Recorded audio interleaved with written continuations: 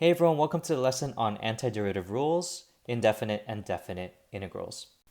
So to talk about these new ideas in this lesson, let's first talk about things that we've learned so far. So far we've learned about taking the derivative of functions. So taking the derivative of x squared plus 3x, we'd get 2x plus 3, right?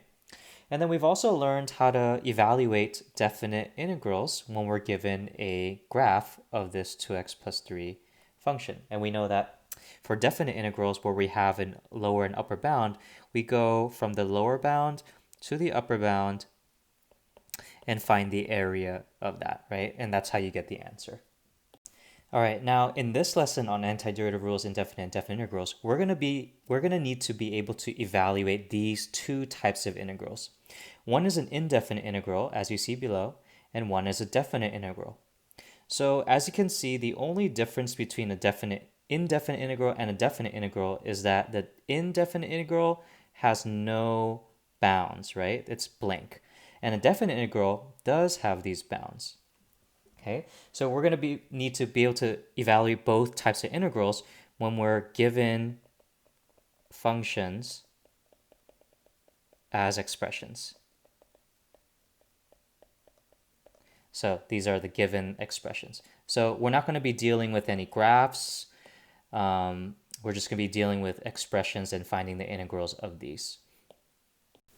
So we already know what the definite integral is. It's basically the accumulation of this function, right? It's the area under this curve. So we kind of already know what definite integrals are. We're just going to need to know how to evaluate this when we're just given a function. So let's talk about indefinite integrals real quick. What is an indefinite integral? What does this mean?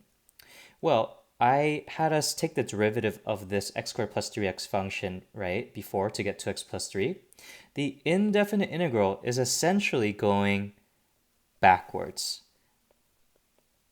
So that's how so this indefinite integral, which is right there, is essentially taking a function that's like a derivative and finding the integral, or what we call the antiderivative function x squared plus 3x. So essentially, indefinite integral, what it means is if we have like a derivative function, what is the original function? So that's what this indefinite integral means.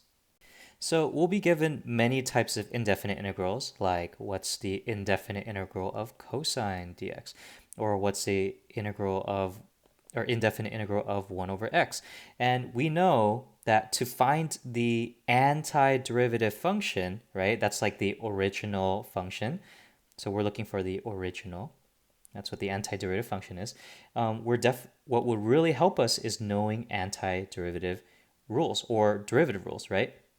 For example, we know that what would give us cosine, what would be the original function be such that the derivative is cosine?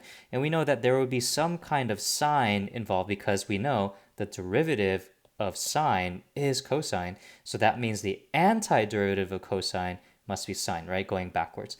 And so knowing the derivative rules will be very helpful for us to do indefinite integrals, and you'll see that it'll be very helpful for us for definite integrals as well. So in our lesson on antiderivative rules, indefinite and definite integrals, the idea is that we will need to use differentiation rules as a foundation to helping us find antiderivatives, or basically these indefinite and definite integrals. So by the end of the lesson, you will need to be able to evaluate these indefinite and definite integrals using antiderivative rules for many types of functions: polynomials, radicals, trig, exponential, logs. Now, to be successful in completing this learning target, there are 4 success criteria. So stay tuned. We'll go one by one in each of them in the following parts of this lesson.